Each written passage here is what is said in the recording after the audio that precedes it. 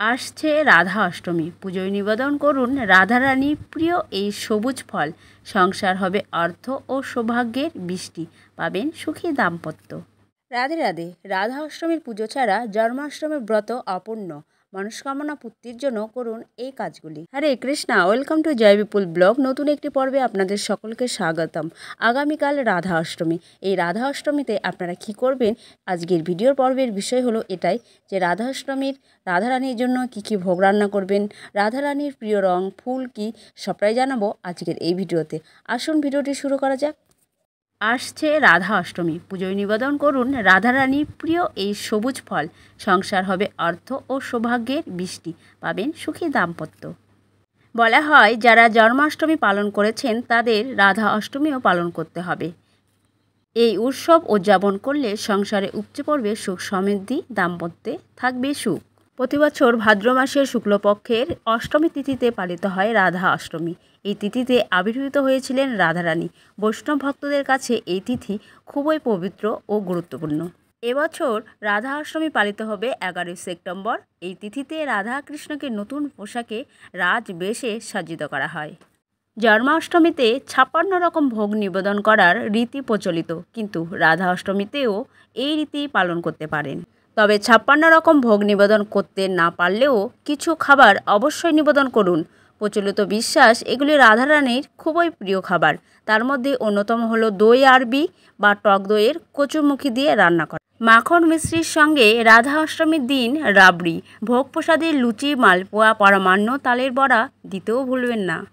কৃষ্ণ জন্মাষ্টমীতে যেমন তাল ছাড়া অসম্পূর্ণ, ঠিক তেমনই রাধা অষ্টমীতে নিবেদন করুন আতা ফল। এটা রাধারানীর প্রিয় ফল। রাধা অষ্টমীর পুজোয় আতা রাখতেই হবে, নয়তো বাকি সব ভোগ প্রসাদ অসম্পূর্ণ। আপনি কি জানেন রাধারানী ক্ষীরের পাটিসাপটা খেতে ভীষণ পছন্দ করেন?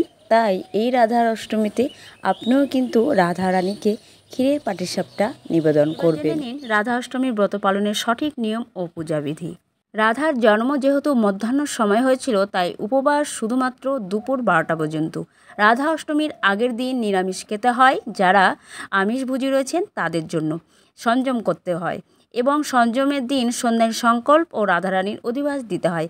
অধিবাসে বিভিন্ন মাঙ্গলিক দ্রব্য রাধারানীর দর্শন করাতে হয়। মাঙ্গলিক দ্রব্যগুলি যেমন পান, সুপারি, কলাপাতা, কলা, ঘর, ধান, দুব্বা, আম পাতা, শাড়ি, গামছা, সুগন্ধি ফুল, ডাব ইত্যাদি। রাধারানীর পুজোর জন্য এগুলো বাধ্যতামূলক নয়। যদি আপনাদের সম্ভব হয় তাহলে অবশ্যই দেবেন, নয়তো দেওয়ার কোনো প্রয়োজন নেই। শুধুমাত্র সংকল্প করবেন। এরপরে রাতের খাবার খুব তাড়াতাড়ি খেয়ে নিতে হবে। তারপর ঘুমানোর আগে অবশ্যই ব্রাশ করে নিতে হবে, যাতে করে খাবারের কুচি মুখে লেগে না থাকে। এরপর রাধা অষ্টমী দিন ব্রহ্ম মুহূর্তে সকাল সকাল ভোরে শয্যা ত্যাগ করতে হবে এবং স্নান সেরে রাধারানীর মঙ্গলা আরতি করতে হবে। তারপর রাধারানীকে ভোগ দেওয়ার জন্য প্রসাদ নিবেদন করুন। জেনে নিন পুজোর বিধি নিয়ম। পঞ্চমীতে দিয়ে রাধা ও কৃষ্ণকে অভিষেক করাবেন। এরপর দুজনকেই নতুন বস্ত্র পরিয়ে সাজিয়ে দিন। বিভিন্ন মন্ত্রের দ্বারা পুজো করতে হয়। যদি মন্ত্র না জানা থাকে তবে মহামন্ত্র হরে কৃষ্ণ কৃষ্ণ কৃষ্ণ হরে হরে, হরে রাম রাম রাম হরে হরে বলে সকল দ্রব্য নিবেদন করুন। সময়ের মধ্যে রাধা ও কৃষ্ণের পুজো করুন। পদ্মফুল দিলে রাধারানী অধিক প্রসন্ন হন।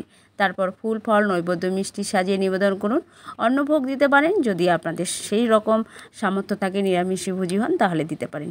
রাধারানীর প্রিয় ভোগ হলো দই আরবি কচুরমুখী দিয়ে তৈরি করা হয়। রাধারানীর দুধে তৈরি দ্রব্য অতি প্রিয়। বিভিন্ন রকমের দুধ দিয়ে তৈরি করা হয়। ভোগ নিবেদন করতে পারেন।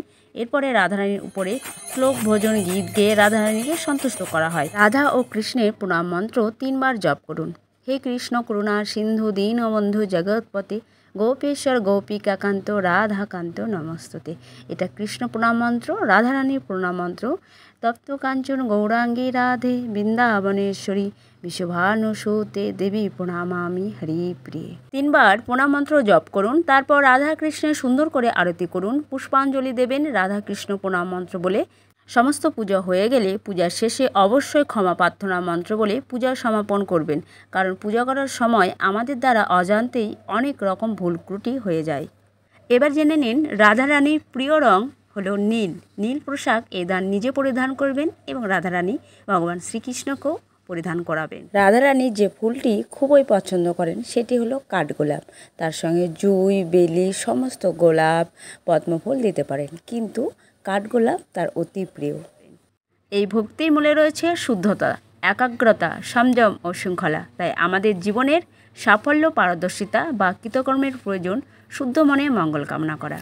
একটিমাত্র রাধাষ্টমীর ব্রত পালন করলে 1,00,000 একাদশী ব্রতের ফল লাভ হয়। তাই এই রাধাষ্টমীর ব্রত পালন করতে কেউ ভুলবেন না। মনে রাখবেন, শুধুমাত্র রাধাষ্টমীর ব্রত পালন করলেই সমস্ত পাপ দূরীভূত হয় এবং ঘরে অভাব অনটন সমস্ত দূর হয় রাধারানীর কৃপায়। এই রাধাষ্টমী ব্রত আমরা নিজে পালন করব এবং অন্যকে উৎসাহিত করব। আসুন সকলে মিলেই সংকল্প করি। আজকের ভিডিও এই পর্যন্ত, দেখা হবে নতুন কোনো ভিডিওতে। সকলে ভালো থাকুন, সুস্থ থাকুন। হরে কৃষ্ণা, রাধে রাধে, জয় শ্রীল প্রভুপাদ।